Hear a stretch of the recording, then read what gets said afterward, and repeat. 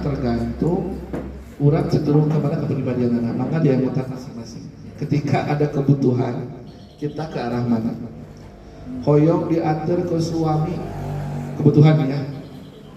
Aduh suaminya namanya wih damel, apa yang dilakukan oleh ibu terserah ibu gitu mah. Pada ini benar super ego yang muncul bebas. Nah ini yang mau disampaikan sebenarnya. Teori perkembangan anak menurut Sigmund Freud itu melihat teori perkembangan itu sehingga tadi mah preschool, namanya toddler dan lain sebagainya. Tapi kalau dari Sigmund Freud lihat dari psikoanalisis psikoseksualnya dibagi menjadi 5 tahap. Tahap oral, tahap anal, tahap palik, tahap lakan, dan tahap genital.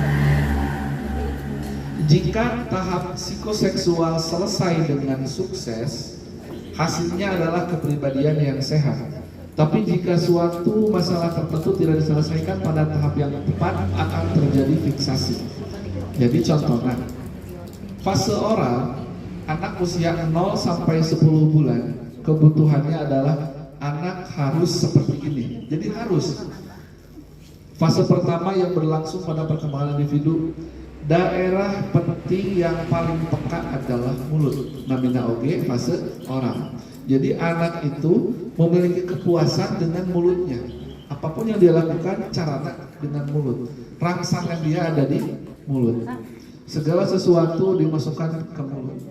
Jika tahap ini kita kekang, maka di akhir masa di fase dewasanya ada masa fiksasi yang tidak selesai, harus diselesaikan. Dia selalu Sigmund Freud. Jadi contohnya ketika anak koyo ngalabatkeun sagala rupi kana mulut, ku ibuna dicangcang, ulah ieu bisi kotor. Itu fase anaknya terhambat. Jadi kumaha carana? Kasih sesuatu yang bersih, kasih sesuatu yang enak buat dimakan, yang aman buat dia, pasti keun. Karena ada usungna keun bala oge. Cerewet sedikit mah apa lah ya Bu ya. Emang teh cerewet berarti disimpanna dina naon gitu. Jadi tinggal karamu ibu teh. Ulah kakara ge pieu disambutkeun. Nah ulah gitu. Ameh teh kitu. Jadi fase oral, anak merasakan sesuatu lewat mulutnya. Dia hanya bisa mimi. Atau ketika dia sudah lebih dari 6 bulan, dia merasakan apa dengan mulut. Jadi caranya pasihan anu sehat buat dia. Sok tetap bakal dimakan, bakal dimuntahkan, kalaupun tidak enak, dia harus tahu.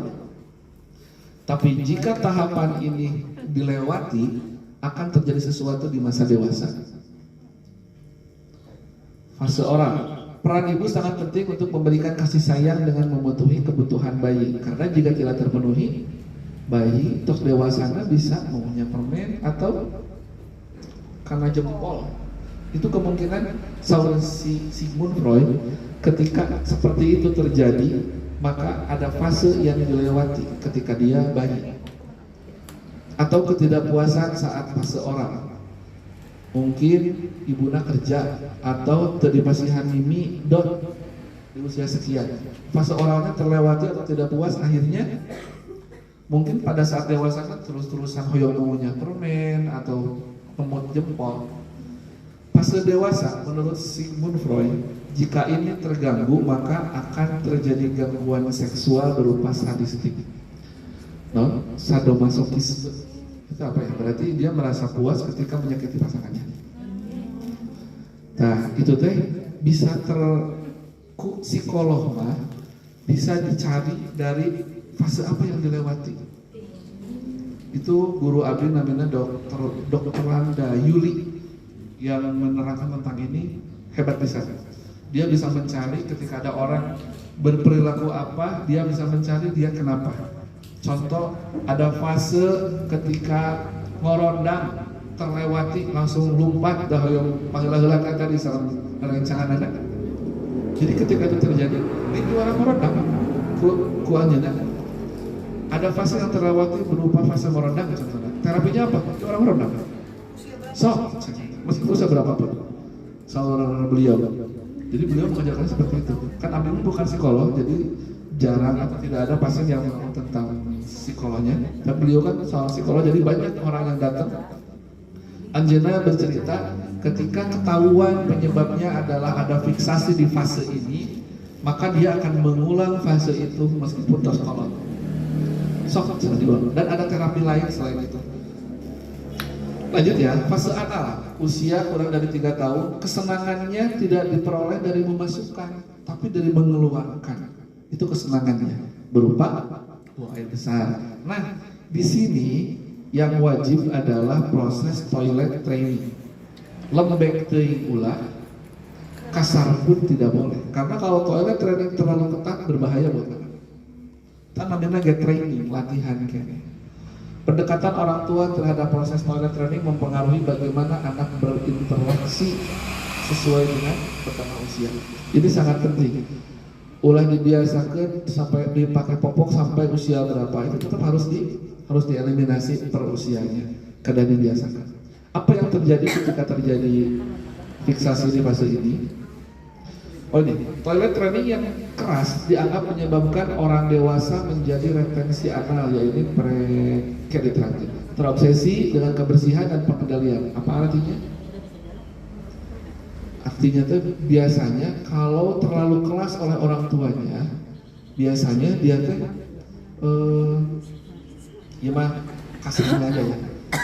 Nyabak artosnya alim biji. Terlalu berlebihan dalam seperti itu. Dan itu tidak boleh.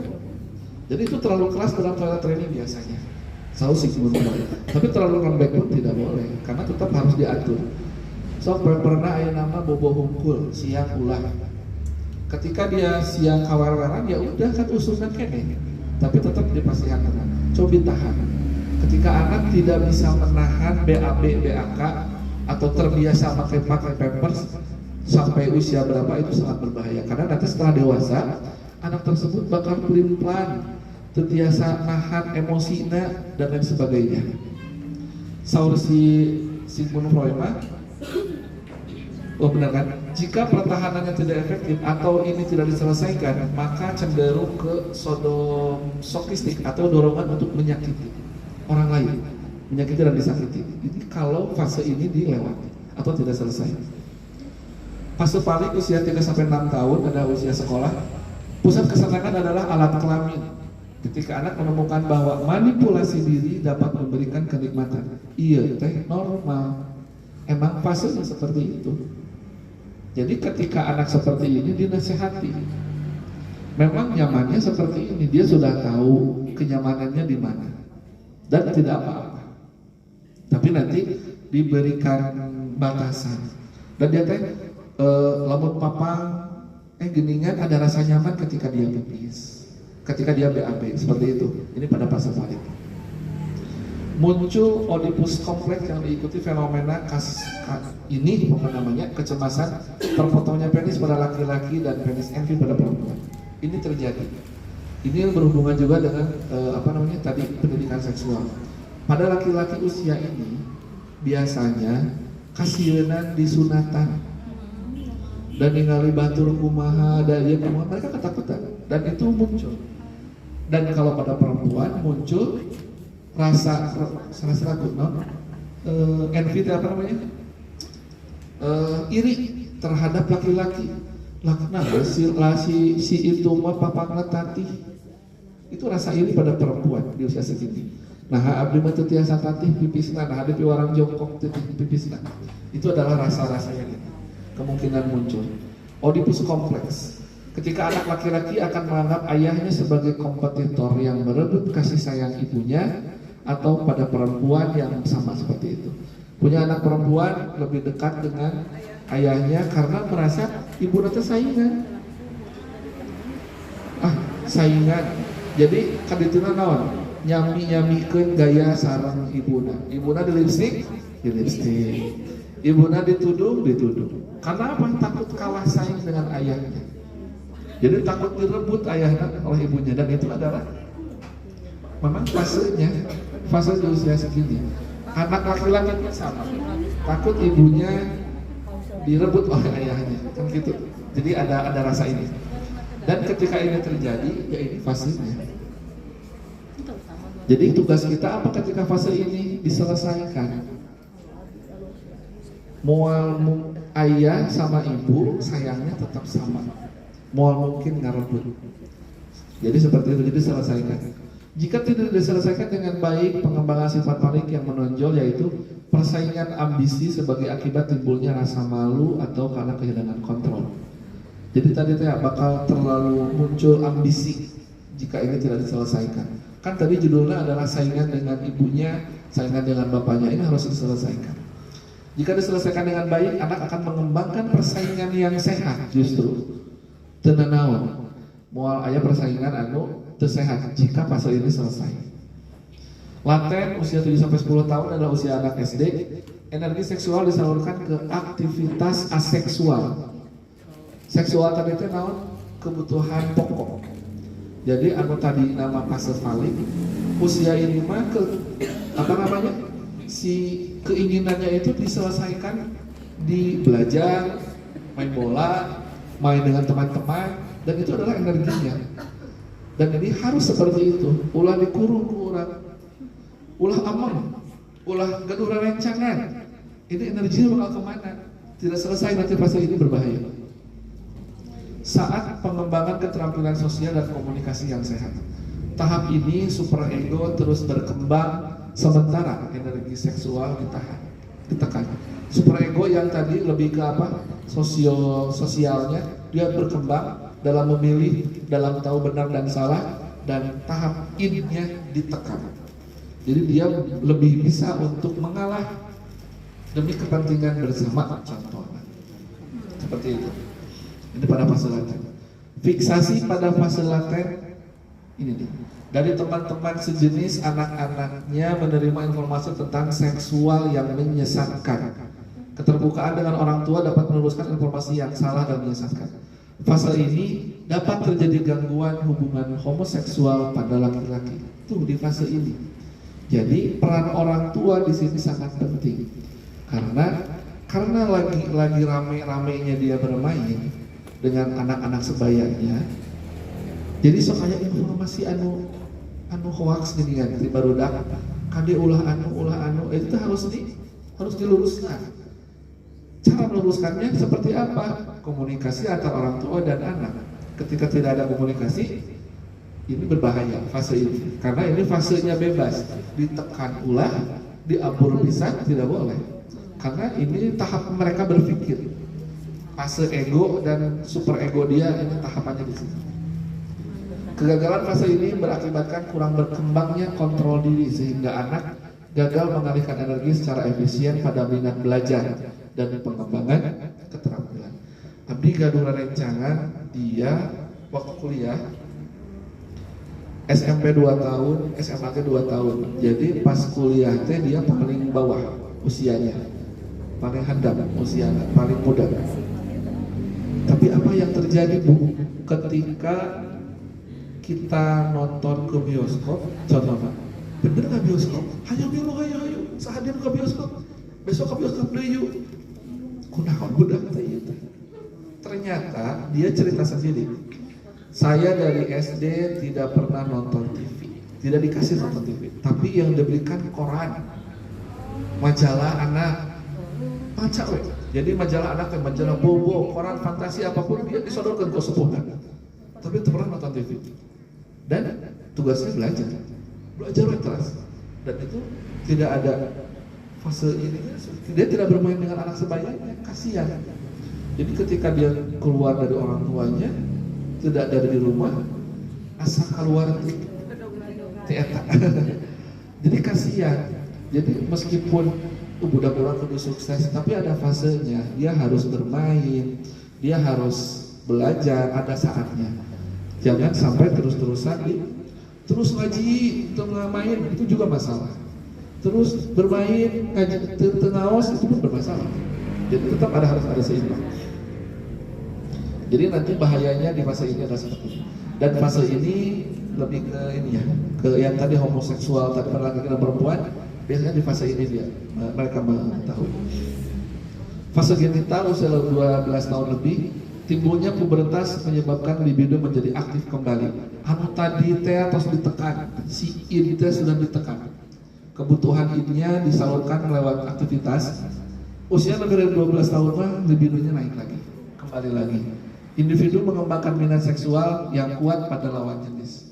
Jadi di usia lebih dari 12 tahun terus mulai resep, terus mulai adai-adaian, terus gitu mulai. Dan itu emang masanya. Tahap ini dimulai selama masa pubertas, tapi berlangsung sepanjang sisa hidup seseorang. Ternyata tinggal witan ieu dugi ke akhir teh teras rasa ieu mah aya. Terus-terusan adegan itu memang normal. Ditandai dengan matangnya organ reproduksi, tadi teh euy deui kanggo masa akhir dari teh. Jadi intinya pada fase anak contoh ayeuna TK tos adei-adeian berarti eta mah bohong, eta mah hareureuy hungkul, eta mah kemungkinan tidak mungkin terjadi. Da eta mah resepan aja.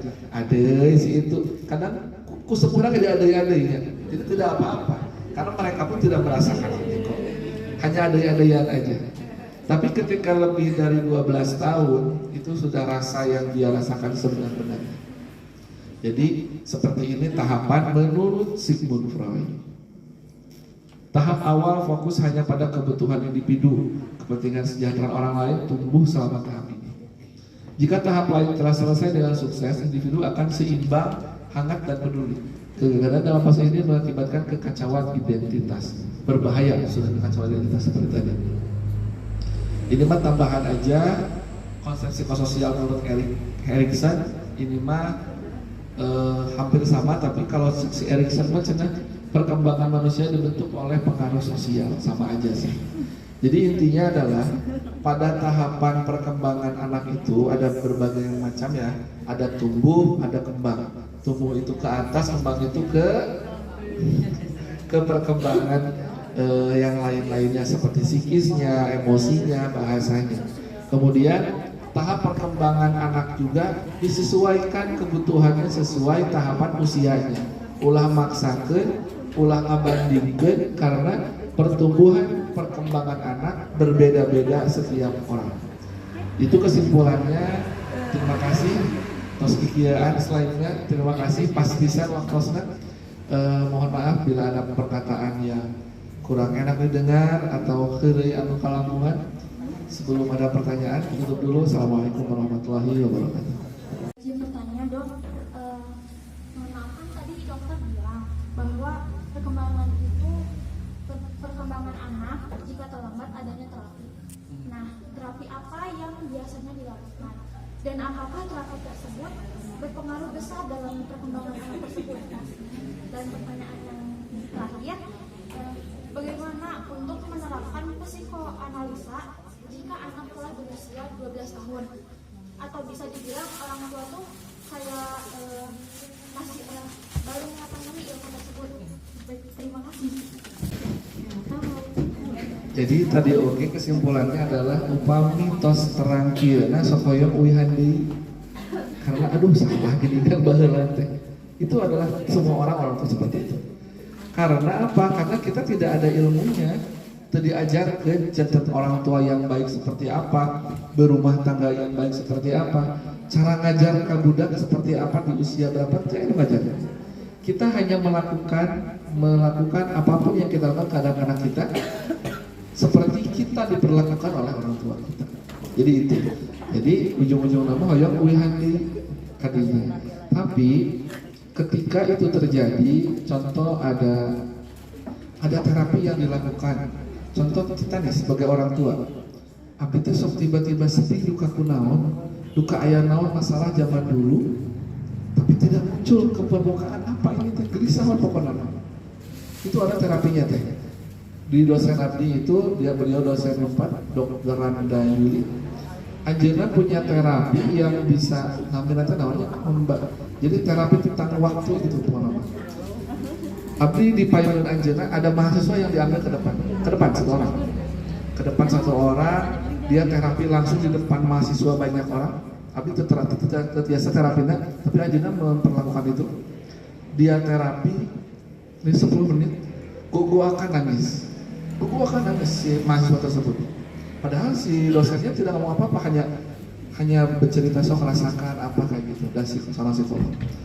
Setelah nangis, setelah tenang, sok ceritakan apa. mahasiswa kepayutan. Saya sok tiba-tiba sedih duka kunaon sedih we kecewa we duka kasaha terang dan tidak muncul kecewa itu kemana ke siapa, tapi barusan ketika di terapi tiba-tiba muncul. Saya pernah dipukul oleh ayah saya dulu waktu kecil, tapi ternyata etak mau bikin saya kecewa. Tapi setelah itu muncul, saya memaafkan ayah saya, mengikhlaskan semuanya, akhirnya tenang. Jadi duka kumaha carana beliau bisa mengambil ke arah zaman dahulu ada apa, dan ternyata memang muncul mahasiswa tadi teh. Ternyata saya teh sedih selama ini, kecewa selama ini ketika ingat nanti pas ketika di terapi tiba-tiba muncul gambaran waktu saya dipukul oleh ayah saya. Itu teh menyebabkan saya trauma ternyata. Jadi kumaha cara sok maafkan ayahnya, ikhlaskan ayahnya, ada ayahnya sudah tidak ada dan sebagainya. Hatinya tenang, hati abdi ayahnya tenang. Jadi ketika ngagorowok tadi nangis teh, ketika ingat ketika dipukul dulu, padahal teh ingat aja duka usia sabaraha aja. Jadi kita tidak bisa memang mengembalikan waktu, tapi kalau kita ingat dengan apa yang kita lakukan salah, berusaha mengikhlaskan, memaafkan diri sendiri aja. Karena itu biasa ngawihan deui. Itu yang pertama. Kemudian menurut beliau ada satu pasien yang ternyata ingatan kita itu dimulai sejak memang pertemuan dari sel telur dan sperma. Buktinya apa? Buktinya ketika beliau datang ke suatu perusahaan melakukan terapi ini, ada salah satu petinggi perusahaannya yang teriak-teriak, saya mau dibunuh. Tiba-tiba menuju di terapi, tiba-tiba, tolong, saya mau dibunuh. Perempuan. Ada apa? Menuju di terapi gogorokan. Pas ditaros, ternyata dia seperti mendengar ayahnya bilang, geus we gugurkeun. Padahal gugurkeun itu bukan usia sabaraha. Dia mendengar itu, geus we gugurkeun ieu mah. Dan dia tuh mendengar eta. Ternyata memang dia anak yang tidak diharapkan dulunya, dan sempat ada omongan seperti itu di keluarganya, dan dia tidak tahu loh ada bahasa eta ti bapakna. Tapi ketika diterapi oleh ibu tersebut, muncul ke telinga dia ada bahasa rek digugurkeun, rek dipaehan. Dan akhirnya dia mengetahui bahwa dulunya dia memang sempat mau digugurkan oleh orang tuanya. Kumaha carana? Maafkan, sok ikhlaskeun. Akhirnya dia tenang. Oke, Bobi dipastikan kontaknya, tapi beliau kada izin heula. Bisa hoyong ke terapi apapun datang aja ke beliau. Karena hebat pisan. Kemarin habis terakhir ketemu minggu kemarin hari Rabu di Harmoni ketemu sama beliau, dan hebat pisan terapinya. Beliau tinggalnya di Bandung. Tiasa sumping upami ada sesuatu dengan psikis kita yang dirasakan. Kemudian pertanyaan selanjutnya tadi yang tentang perkembangan, apa yang terjadi jika apa terapi yang dilakukan? Upami tentang tumbuh kembang. Spesialis anak itu ada spesialis anak, spesialis tumbuh kembang anak. Terapinya beliau yang menentukan. Jadi abdi sebagai dokter umum hanya ditugaskan untuk meng-screening. Ini perlu penanganan dokter tumbuh kembang. Selanjutnya adalah dirujuk. Seperti itu. Jadi tumbuh kembang itu terapinya adalah sesuai kebutuhannya. Mau tadi teh yang terlambat yang ngorondang dikorondangkeun. Kasarnya seperti itu. Assalamualaikum warahmatullahi wabarakatuh. Lebih ke mau bertanya untuk perkembangan anak. Karena tadi disinggung bahwa mendidik, mengajarkan ataupun merawat anak itu tidak bisa diulangi. Mungkin kan rumaos abi mah rada galak untuk mencegah timbulnya trauma kepada anak gitu ya di kemudian hari. Apa dok yang bisa dilakukan kita sebagai orang tua? Karena kan Masya Allah anak itu maha pemaaf gitu. Untuk mencegah trauma kepada anak di kemudian hari, apa yang bisa kita lakukan sebagai orang tua untuk menjadikan perkembangan anak ke depannya itu jauh lebih baik tanpa trauma setelah apa yang sudah lalu gitu. Terima kasih. Assalamualaikum. Jadi sedih. Abdi geuning sedih. Memang sesahnya, tapi yang disyukuri adalah alhamdulillah punya rasa abdi teh galak. Tahu kita teh galak. Itu teh alhamdulillah. Karena politik sadar berbahaya. Ketika kita tahu oh geningan orang teh galak, tapi demi apa kan ya Bu ya? Demi apa itu teh? Berarti apa yang harus kita lakukan? Tah uih ti dieu mah berarti kudu sadar saja galak. Rabu kemarin Abdi pendak sareng dosen Abdi anu eta dan beliau tiba-tiba membahas ini dan padahal kan Abdi menuju kuliah diajari tiba-tiba dibahas aja. Mam, perkembangan anak teh geningan gini oh mohon Bu. Oh iya Bu. Tahu nggak apa yang saya lakukan sampai rumah? Saya datang ke kamar. Kakak apa sih yang kakak nggak suka dari ayah? Abdi langsung alas gitu. Hari itu juga pulang ketemu sama ibu ini. Karena langsung sadar deh, padahal terus pernah diajar, teorinya tahu. Tapi begitu geningan menuju capek mah ketika kita pulang kerja anak rumah, paling ujung-ujungnya udah kaduh. Gitu. Jadi yang pertama itu sadar dulu aja. Sadar dulu. Kita tuh harus sadar memang kita harus mengelola seperti apa. Dan yang lebih menakutkan adalah ketika kita tidak sadar dan mulut atau ini kita bergerak, itu bahaya. Apa yang dilakukan? Oh ya, anak itu yang pertama, yang bikin trauma anak, yang pertama adalah mimik wajah. Geus apaleun ieu mah. Mun halis lagi kieu langsung. Yang pertama itu, yang pertama. Yang kedua nada suara. Itu yang diingat anak. Yang pertama mimik, yang kedua nada suara. Sanes bahasa yang diingat, tapi nada suara yang diingat. Sawer ibu ini karena ya dosen psikologi Abi ya. Jadi ketika mencoba untuk tidak seperti itu pun susah ternyata. Lompatan kakak tukang lompatan hese eta teh nasa greget ya ngorongok. Nah memang seperti itu kan. Tapi kalau kita tahu, oh ternyata mimik kita itu bakal diingat oleh anak, oh ternyata nada suara kita itu bakal diingat oleh anak, kita yang mengontrol diri mulai sekarang. Kemarin mah, makanya Abdi caranya adalah kakak apa sih yang kakak nggak suka dari ayah? Itu tuh ketika Abdi bertemu dengan ibu ini, langsung, aduh iya, jadi ingat pernah iya, padahal ilmunya saya tahu kok, saya pernah belajar. Tapi si ibu itu tiba-tiba menyinggung, Mam, jadi kieu nya, lu juga ngobrol aja. Oh, mohon Bu, oh, mohon. Jadi mereka ingatkan dari kasih kakak. Jadi uwi kamu bisa meminta maaf ke anak. Kakak apa yang kakak gak suka dari ayah? Kakak gak suka ayah pulangnya sore wae. Oke, susah. Ya. Gitu. Tapi itu muncul ternyata dari anak. Dan saya minta maaf. Ya, punten. Ya maafin ayah ya kayak nanti ayah usahain pulang gak terlalu sore. Ya, adanya datang ujung-ujung. Apa kakak? Ditanya apa sama ayah? Ya itu, emang dede nggak suka apa sama ayah? Suka dede mah, kita perempuan.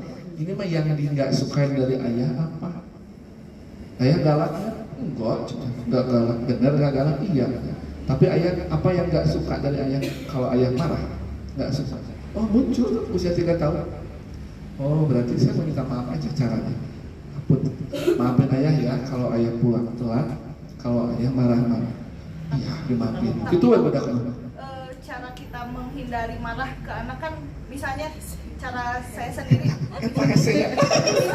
Ayeuna gitunya belakangan ini saya mencoba kalau misalnya saya mau marah sama anak, ngerem nyalira gitu, abis sok udah masing-masing aja dulu ke anaknya diterapinnya kayak gitu sekarang.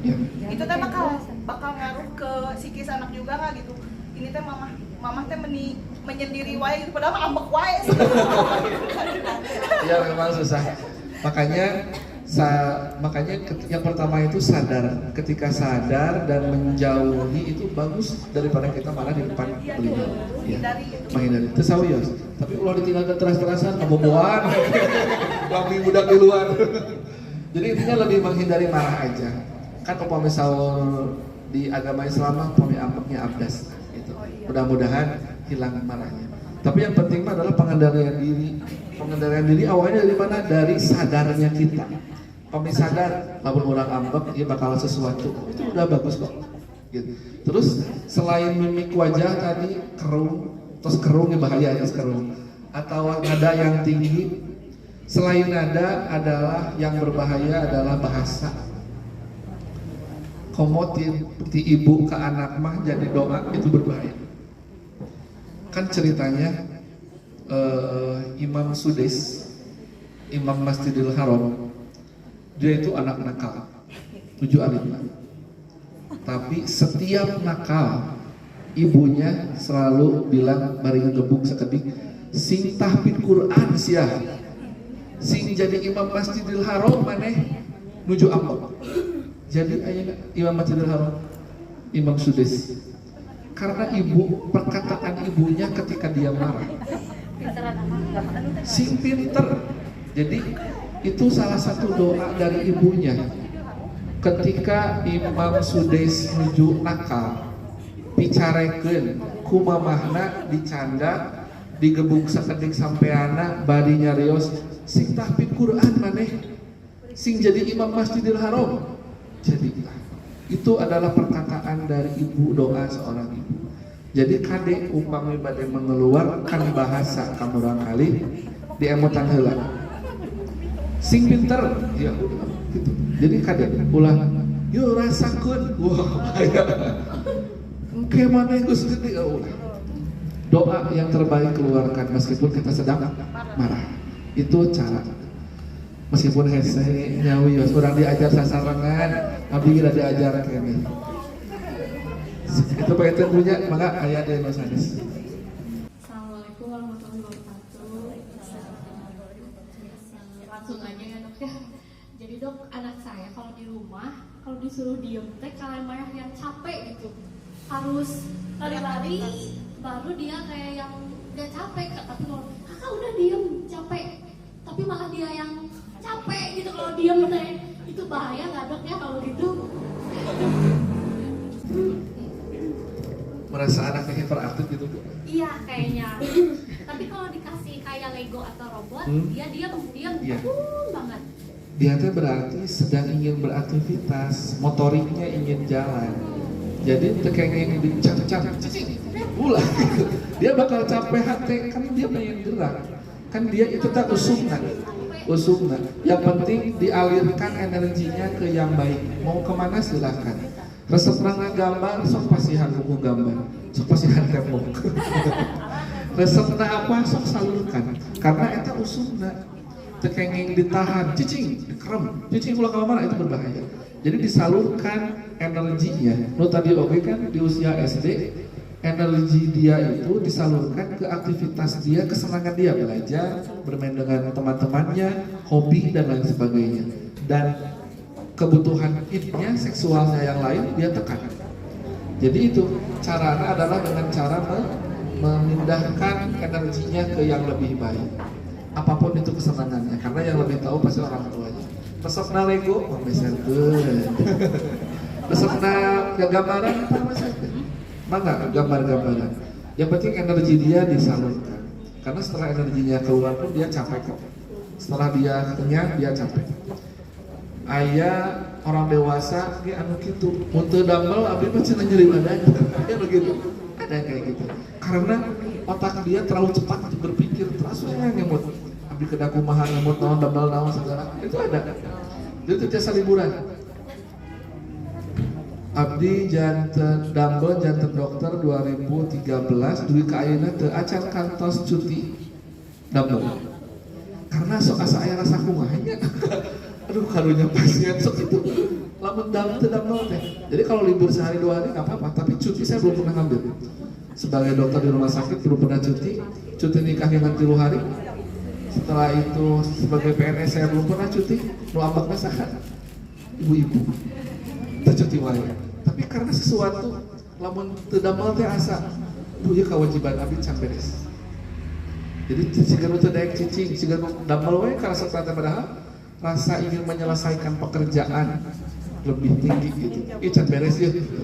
Pada anak itu tuh lebih ke aktivitas dia inginnya apa. Aktivitas fisik kan anak masih seurna. Emosinya kan tak acan hoyong.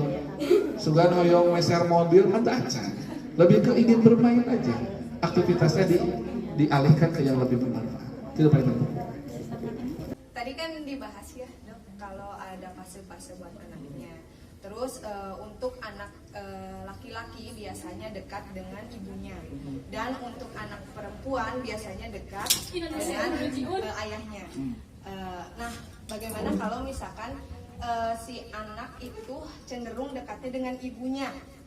Iya, semuanya gitu kan. Tidak tidak dekat dengan ayahnya, tapi ada dampak enggak sih buat kedepannya untuk anak tersebut gitu. Terima kasih. Assalamualaikum warahmatullahi wabarakatuh.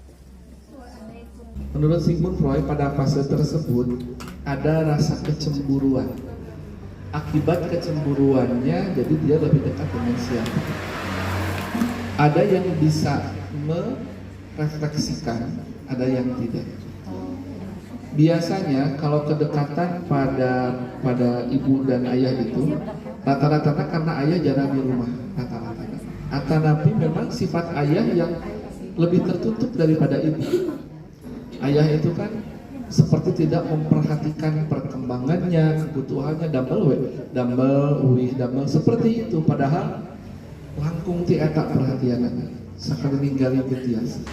Abdi pribadi lebih dekat dengan ibu karena apa? Karena dengan ayah itu lebih segan, lebih membatasi diri, karena ayahnya Kak Abdina belum seperti itu.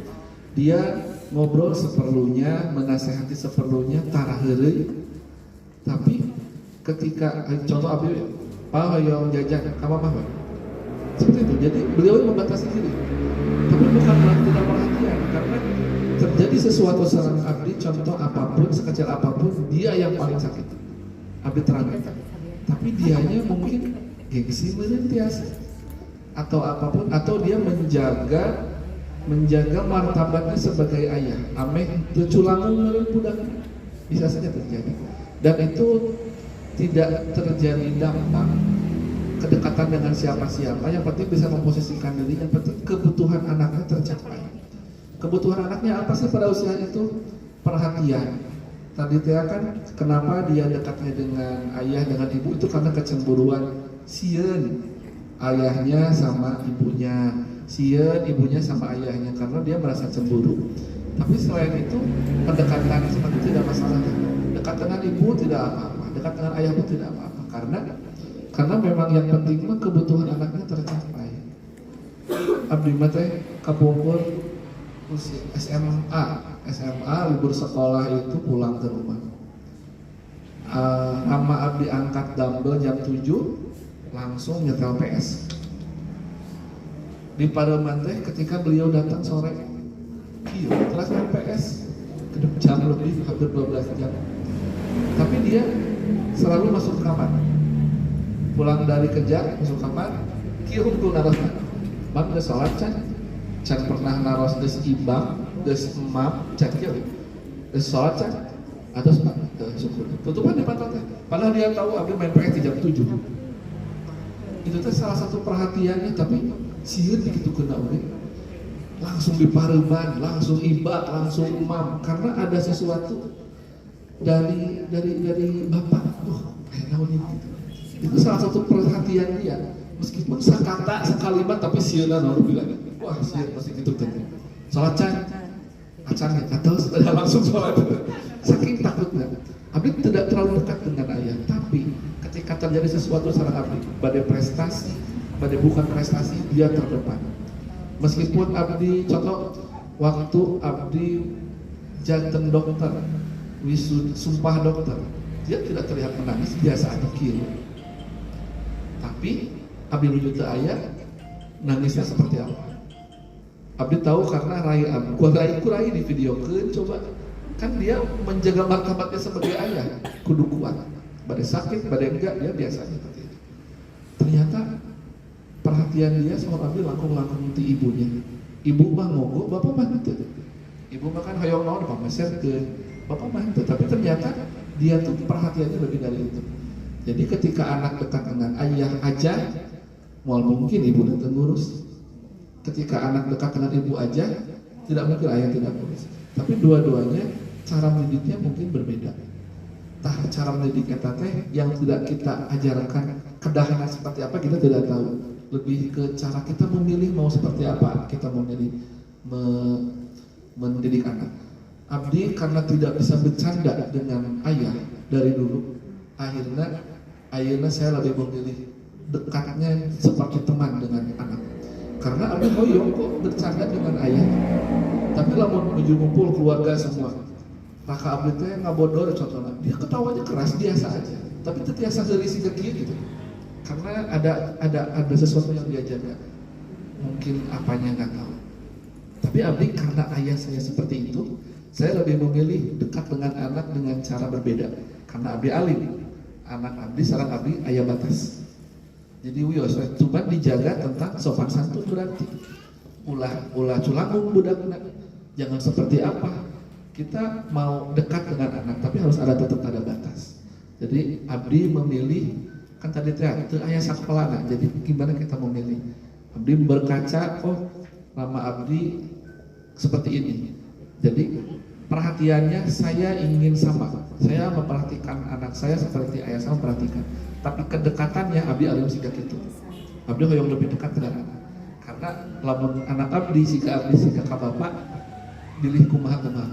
Akhirnya saya pilih. Jadi itu mah pilihan. Teu aya dampakna, cuman ini mah lebih ke arah usulna ayah cemburu itu wajar. Jadi kalau dia cemburu ke ibunya, ke bapaknya itu wajar. Dan efek dari itu adalah kedekatan. Tapi tidak menutup kemungkinan jadi alim sareng ibuna, alim bapakna kan tidak seperti itu. Lebih ke kedekatan, lebih ke mungkin ibu lebih terbuka. Kan abdi mimiti nyarios, mah abdi gaduh ka bogoh, moal mungkin ka bapak. Kan saya tidak berani. Karena ada jarak yang begitu jauh. Tapi ka mama kan nyarios. Nu mana ka bogoh teh 1, 2 kilo 4 nu mana kan gitu. Ka mama wani. Karena ditaros ku mama mah nuju kuliah, abo ka bogoh teh? Teu. Ditaros. Roja SMA abo ka bogoh teh? Teu mah. Ditaros. Karena ibu terbuka dengan saya. Hayang naon peryogi naon terbuka, tapi bapak mah diam aja. Kan contoh. Butuh HP teh, nyamah butuh HP. Uangnya dari mana? Pas dari bapak. Dan dia ngasih tetap kebutuhannya, tapi komunikasinya habis sama mama. Itu ada sesuatu, ada jarak mungkin.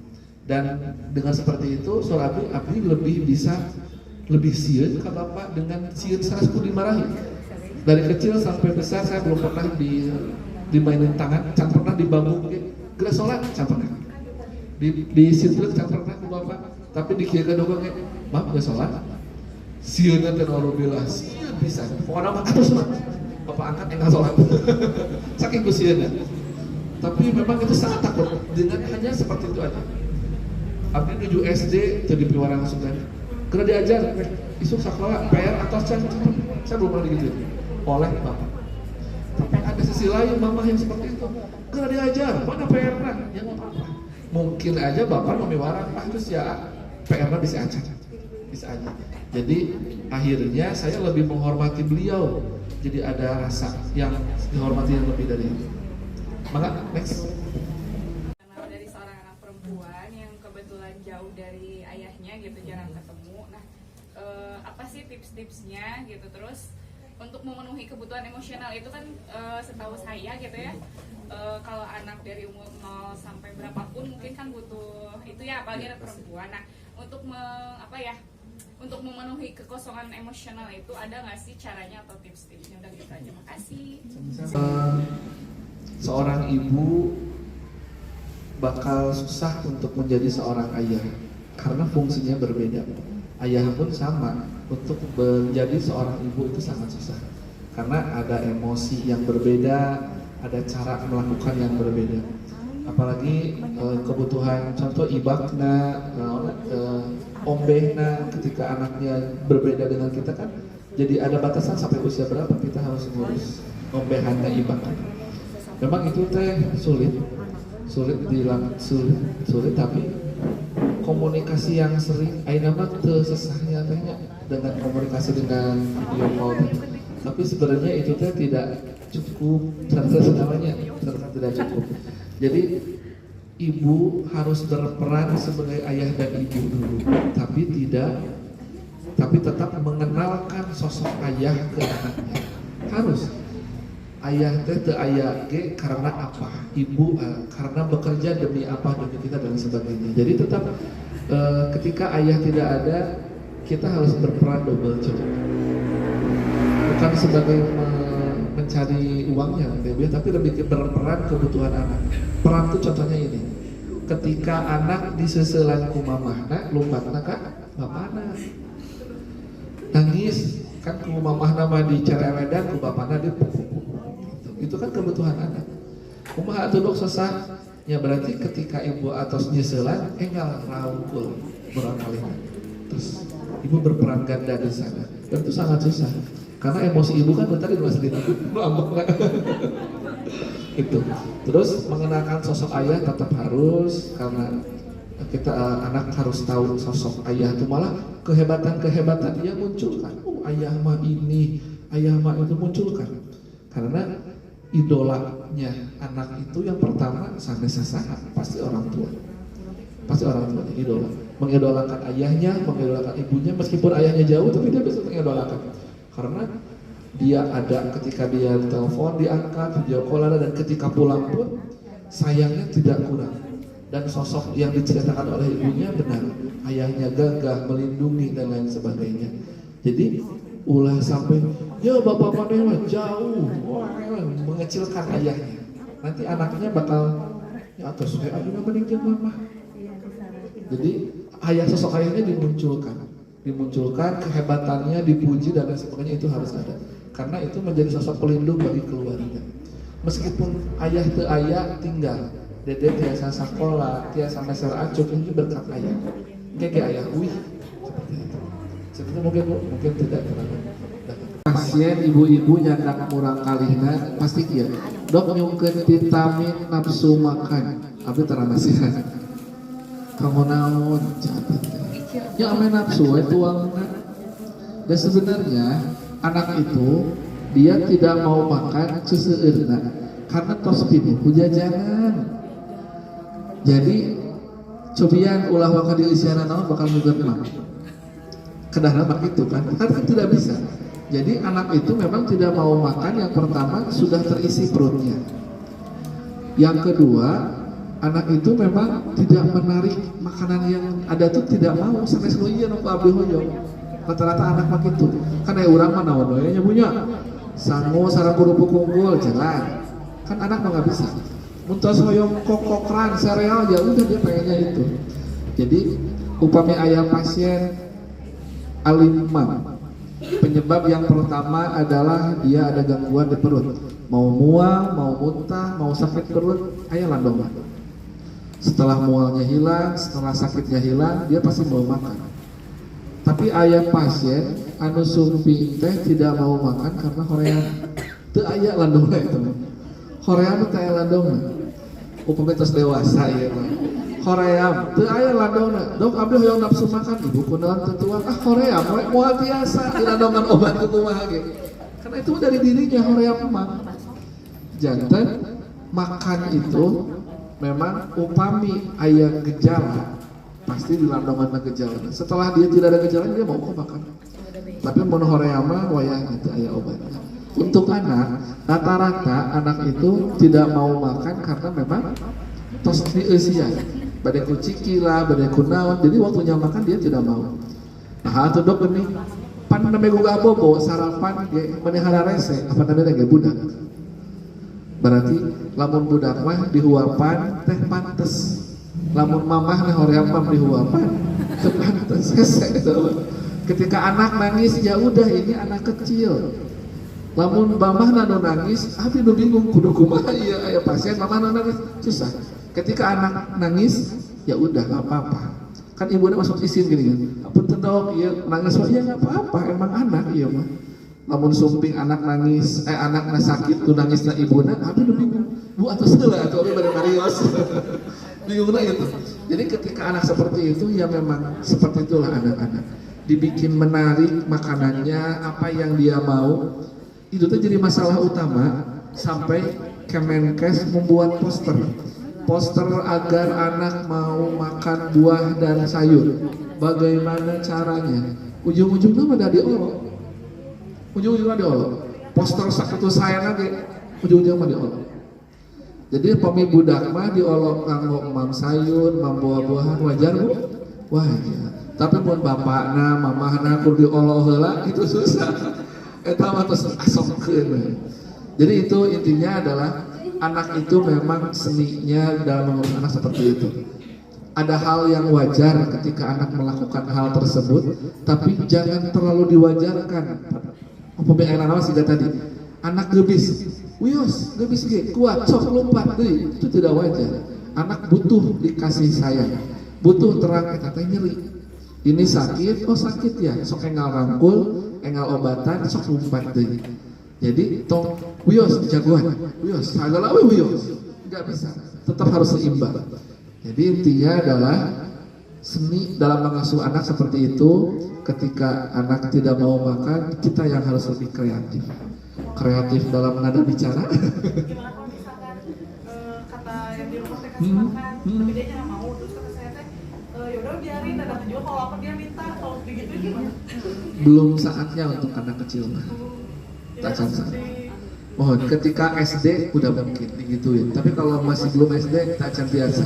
Karena bisa aja dia terus-terusan minum, yang penting kenyang. Dialihkan ke yang lain. Padahal ini kok. Jadi, abis taranya selain upami di bumi, mamah nami orang mam ya udah mereka. Da usungna. Meskipun galak oke. Keren. Ya emang seperti itu. Seperti itu anak mah ketika dia tidak mau makan karena dipaksakan. Sarapan setengah jam can CM kene, sajam can CM kene. Karena emang seperti itu dimainin lah, dihem-hem lah dan lain sebagainya. Sing soleh, nah, kade, nu tadi teh kade, nu tadi. Mun bade ambek dialihkan bahasana, berarti mun kahiji naon? Mimik muka. Bade ambek tapi ulah kerung kudu kumaha? Sing banget kahiji eta. Nu kahiji yang diingat anak adalah mimik muka. Yang kedua berarti apa? Nada bicara. Diemut-emut. Tinggal seepkeun kasih. Hati-hati karena itu nempel di anak. Selain dari bahasanya seperti itu. Jadi seperti itu ya Bu ya. Itu adalah seni. Satu aja ya. Ini adalah salah satu anak dengan kurang gizi. Upami kirang gizi, pertumbuhan dia jelek. Maret 2016 badannya kecil. Ini kan pertumbuhan, berat badannya kecil. Tapi dengan diberikan nutrisi yang bagus, Mei 2017 naik loh berat badannya, pertumbuhannya bagus. Ini orang yang sama. Yang ditakutkan apa ketika kekurangan nutrisi? Perkembangan. Iya otaknya sami, iya mengkerut ketika dia otak itu kan irreversible. Stroke tidak bisa kembali lagi. Karena ketika mati selnya ya udah otak mati itu. Jadi ketika masa perkembangan otak kedah saya pisah dorongan nutrisi. Karena ditakutkannya ini menyempit kan iya nanti kenanya seueur. Ya ini kecil, ini mengecil, ini bagus, ini mengecil, jadi jarang otak. Ini karena nutrisi yang kurang. Ini yang ditakutkan. Ketika nutrisi kurang, perkembangan mah geningan cepat. Pertumbuhan, tapi perkembangan kita tidak tahu sampai mana tahapan perkembangan otak anak kita. Makanya terus rumusnya vitamin itu kan intinya adalah mengkonsumsi yang kurang. Pemerintah cekap ya atas cekap sarasa. Tapi karena kasihanan, jadi dikasih vitamin terasa. Ya tidak masalah sih. Dan vitamin jarang ada keracunan vitamin. Karena vitamin tadi pasti dikeluarkan lagi oleh tubuh. Jazakallahu khairan katsira untuk Dr. Imam, semoga ilmunya lebih bermanfaat. Kemudian bisa semoga kliniknya juga sukses, tentunya lebih bermanfaat untuk untuk masyarakat Garut dan sekitarnya. Baik, akhir kata mari kita mengucapkan hamdalah bersama-sama. Alhamdulillahirabbil alamin.